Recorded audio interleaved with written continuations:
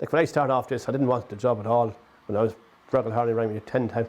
I didn't feel well at the time. I was all aches and pains all over me, and I was with the county minors and I didn't want the job, so I couldn't even walk hardly at the time, so I was in bad form. No, I was sleeping or nothing.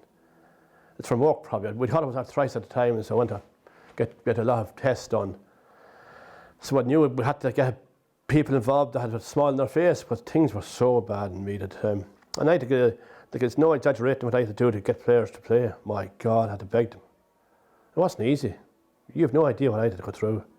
Give me 2 weeks, give me 1 week, give me 2 weeks. I remember ringing Monica, and she said, God, I never thought you'd be ringing me, I said, would you believe it, she says, I just left Piedmont last week. I want to get away from soccer for a year. Gladly go into it. I was told not to go near her. Katie knew, Stacey Grimes, the job I had, God, I begged her. She got a lot of bad times with the management before us. Most of them had to ask in, so you never know what's going on in people's heads. I keep telling them, when I've been through that gate there on a training night, smile on, leave your problems at the far side of the gate, and I'll do the same, We all did that. That'll be a happy spot, If you're not enjoying football, stay at home, and like, I remember one game, a few years ago, playing a 16 match, and we were losing by 11 points at half time. And I turned around and I brought them all in, I didn't rear up. I said, girls, does any of you believe he's not going to win this game? But if not, go on home now, I said. If you don't believe, please go home. We won't be a point at the end. Another day, Vivian will tell you too. We're playing on the 16 match against Laois, and we're getting well beaten. And one of my coaches got reared up and he said, we must change the team right away. I said, no, not change it. We're going to be kicked out the field. I said, we're not. I turned around to the subs, I said to them, 15 subs, do you all believe we're going to win this game? Yeah. How come you can't believe if they believe? She walked off crying and not happy. We won by 10 points at the end. You have to believe. They all have put their faith in me, but I have such a belief in them, I suppose, How does that transfer? I mean, how do you get somebody to believe? You get on their side and you get to know their parents and have fun and just, how would I explain this? They just want to die for me, and all I ever ask from them is 100%. If that 100% isn't enough, as long as you give us 100%, that's all we'll ever ask for. In the final, as I say, you got a fantastic start. The plan seemed to be working. At the water break, at half time, did you sense that the girls were going, okay, we maybe believed before, but now we really believe right. We can do this? You're 5 points up, like for the first hour, half time was. Not many teams are 5 points up against Cork at half time.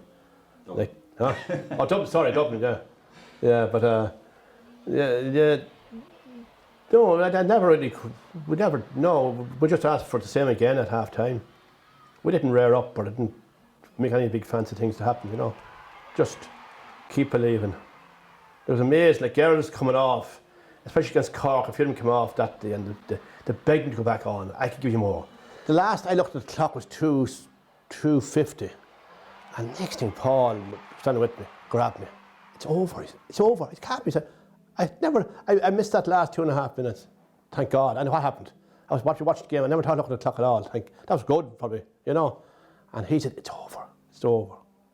Imagine, that feeling was amazing. Eamonn, you've done it. Yeah. You're there. Yeah, you're there. Yeah. And what do you mean you missed the last 2 minutes? Did you just go into a different zone? Yeah, I did. I don't remember a thing for the last few minutes. I kept watching the clock and all this, hoping it'd fast forward. But an awful lot of people that really knows very little about ladies football things that the buzzer is brilliant at the end. That noise is class. The referee can't mess up. Nobody can mess up here. That's the end of the game. No ifs, no buts. And that excitement for the crowd and people, an awful lot of people were at that game that never were there before, right? And it was amazing. I know one certain person, he was put that back from Meath, and his young girl wanted to go, so he brought him, the wee girl, to Clonus that day against Armagh. And he thought, he never saw a ladies match before in his life. He just couldn't believe what he saw. I'm not missing any more games. Rang me for the semi-final, but he had got tickets, and I'm stunned, he said. But where I go now, he's there chatting to me, and he's had Ireland's won long before me, but it's great, like. So I know lads, I won't mention their names, that were great old Meath players, and they said they never watched the Meath game before, and some of them rang them that day, said, are you watching the game? What game? I didn't even know it was on. So they watched it. They were stunned. They thought the ladies couldn't kick a ball across the road. You know, so now it's amazing. But we have changed probably the systems, we've changed everything. Like, Dublin had their systems and people weren't that happy about it, and there's a lot of counties complained about it. And now we've gone ahead of that to some other systems. So it can be done. I'm sure people would think, well, how come we can't copy Meath? And well, I thought Maxie Curran had a good point. He said to me, when I get a job, say with Mayo, Galway or Donegal, we have to win that year, really. You didn't have to win. You had a 5-year plan or 4-year plan in place, and it worked to perfection. You've got a system going early on. You've kept getting it better and better and better and better.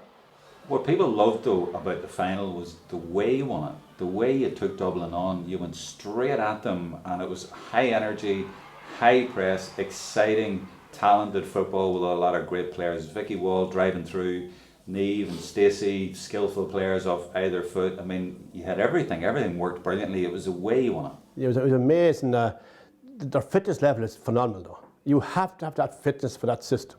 And every kid dreams of scoring a late goal in Croke Park. Emma Duggan did it against Cork. The dream of lobbing a goalkeeper in Croke Park. Not in the Ireland final even, just anytime in Croke Park. Emma Duggan 19, she's all that done already. Amazing.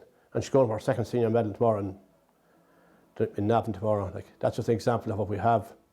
And she's still talking, but next year we must improve, Vicky Wall today, we must improve, we'll have to, and we can, and will, you know. So.